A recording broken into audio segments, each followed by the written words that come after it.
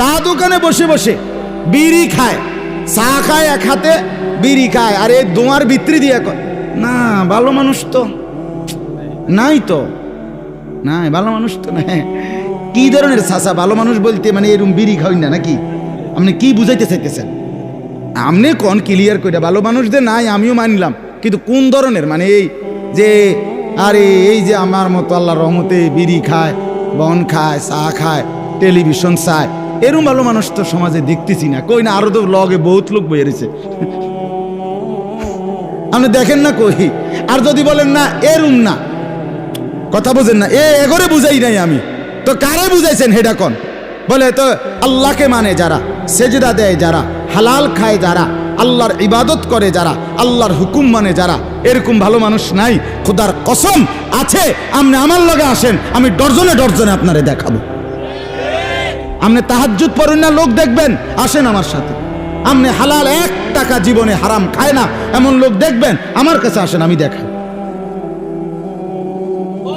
এদেশের কওমি মাদ্রাসাগুলোর মধ্যে রাতের 4টা বাজে আপনি গিয়া দেখেন, হেফজখানাগুলোর মধ্যে আপনি দেখবেন শত শত ছাত্র মুসলমানের 8 বছরের 10 বছরের বাচ্চা আল্লাহর কোরআন নিয়ে রাসূলুল্লাহ সাল্লাল্লাহু আলাইহি সাল্লামের হাদিসে নবীজির আমল তাহাজ্জুদ পড়ে আল্লাহর কোরআন নিয়ে হাফেজ সাহেবের কাছে সবক দেওয়ার জন্য হেফজখানায় রাত 4টায় গোটা পৃথিবী যখন ঘুমায়, মুসলমানের 10 বছরের বাচ্চা তখন আল্লাহর কোরআন নিয়ে বসে। খোদার কসম এরা এই জমিনের সর্বশ্রেষ্ঠ ভালো মানুষ। আপনি ভালো মানুষ চিনেন না? মানে আপনি ভালো মানুষ হেনে না গিয়ে চাইবেন? আপনি ভালো মানুষ টুয়ান সাহাদোয়ানে বইয়া, বন্দোয়ানে বইয়া, অটোত বইয়া, সিনজিত বইয়া, আপনি মেলের মধ্যে বিয়ার দাওয়াতের মধ্যে এনে গিয়ে হাবড়া কয় ভালো মানুষ নেই। ভালো মানুষ থাকবে না কেন? ভালো মানুষ আছে বলেই সূর্য ওঠে, চাঁদ ওঠে।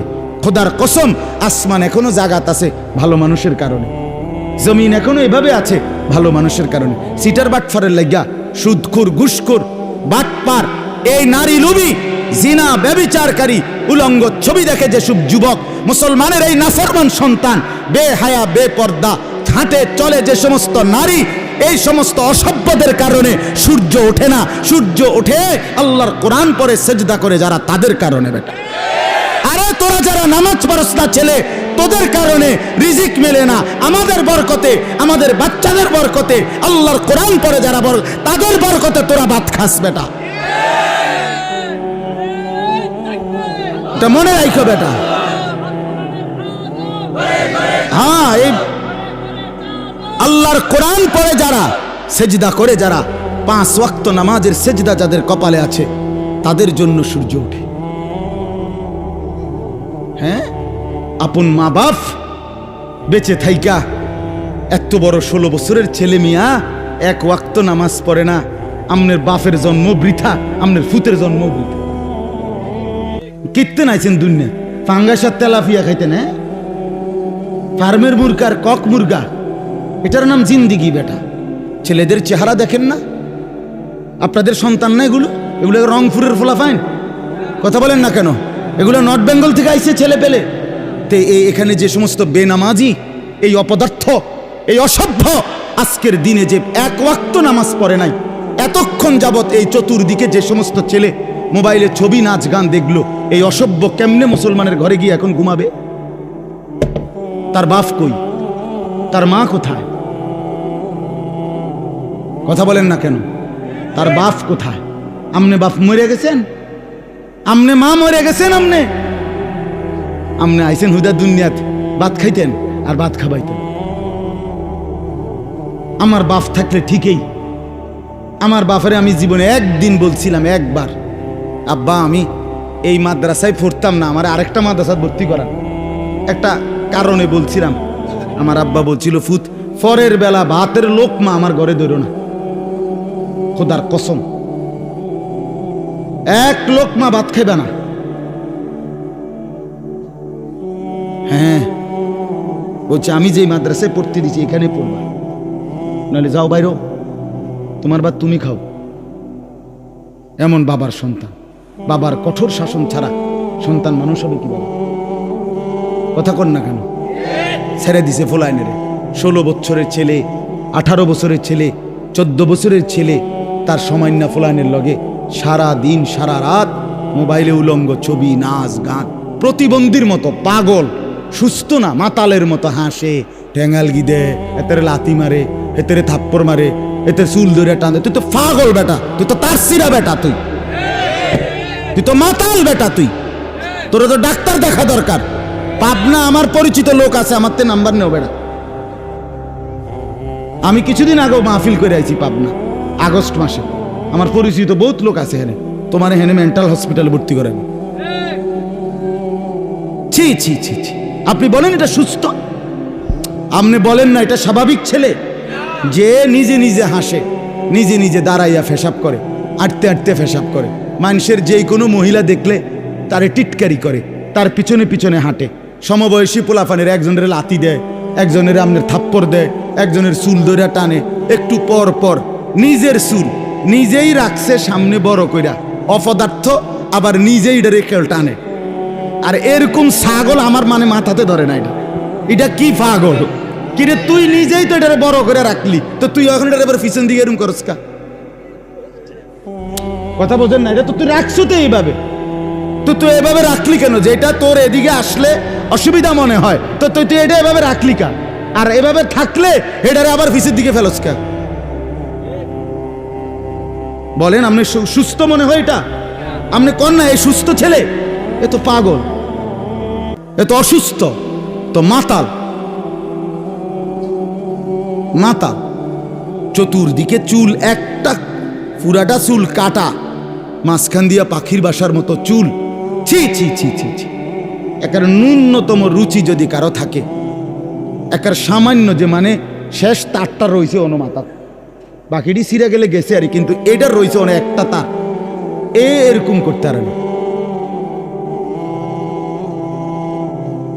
নিজের চেহারা সুরতের মধ্যে না নিজের ধর্মের কোনো পরিচয় আছে, না নিজের বাপ দাদা বংশের কোনো পরিচয় আছে। কথা বলেন না কেন? এটা কেমন মুসলমান? তার নিজের বংশের পরিচয়ও নাই। তোমরা বলো বাবা, তোমাদের যাদের চুল এরকম এরকম বাড়া, এদিকে এদিকে এদিকে, তো বলো এটা তোমাদের বংশে এরকম চুল ছিল আগে? তো তুমি তো তোমার বংশের পরিচয় রাখলে না। এটা তোমার ধর্ম ইসলামের মধ্যে এই চুল রাখতে বলছে, তো তুমি তো তোমার ধর্মের পরিচয় রাখলা না। তোমার বাপ দাদা, তোমার বড় আব্বা, তাদের কারো চুল এমন ছিল, তো তুমি কার মতো রাখ? বলো ভাই, কার মতো? ওই হাসো হাসো বাবা, হাসো। এই জন্যই তো বলছি অস্বাভাবিক। আমি যে বলি প্রতিবন্ধী, এর কারণে এটা। মানে মনে রাখবেন, যেই ছেলে গুনার কথা বলার পরেও তার মুখে হাসি আসে, মনে করবেন এ স্বাভাবিক না। না না, বাস্তব, এই সুস্থ না। গুনাহ করতে করতে তার দিল, কলিজা একদম বন্ধ হইয়া, অন্ধকার হইয়া, দিল আটকাইয়া, এটার উপরে একেবারে টাইলস লাগাই লাইছে, সুতরাং এটার এক ফোঁটা জায়গা। হ্যাঁ, এই হলো আমাদের ছেলেদের হাল। আপনি হাজার বলবেন, শত শতবার বলার পরেও সে বুঝতেই চায়। অথচ আজকে ইহুদিরা, ইসরায়েলের বেঈমানরা, এই বেঈমানদেরই এই কাটিং চুল। আমার সন্তানেরা, আমাদের ছেলেরা, ছেলে মুসলমানের রং ঢং, চলাফেরা, কাটিং সব বেঈমানের। আহ, ফুত আমার নিয়ে গেল কাফেরে, নিয়ে গেল ইহুদি, নিয়ে গেল খ্রিস্টান। আহ, এর চাইতে বড় দুঃখ আর কি হইতে পারে বাবা? তোমার বাবা মুসলমান, মা মুসলমান, তুমি দুধ খাইছো মুসলমান মার দুধ, তোমার রক্তে মুসলমান। নবীজির এক মহিলা সাহাবী, ওনার ছেলেকে, রাসূলুল্লাহর সাহাবী, ছেলেটাও সাহাবী, 16 বছর বয়সী, ওনাকে কাফের বেঈমান ধরে একটা একটা শরীর টুকরা টুকরা করছে, হাত পাও কাইটা টুকরা টুকরা করে পিস পিস করে ছুঁড়ে ফেলে দিছে। ওনাকে এইভাবে মারছে, শহীদ করছে। শেষ পর্যন্ত, মৃত্যুর আগ মুহূর্ত পর্যন্ত, যতক্ষণ মুখ দিয়া কথা বলতে পারছে, উনি শুধু বলছে যে মুহাম্মদ আল্লাহর রাসূল, নবীজির কথা বলে গেছে।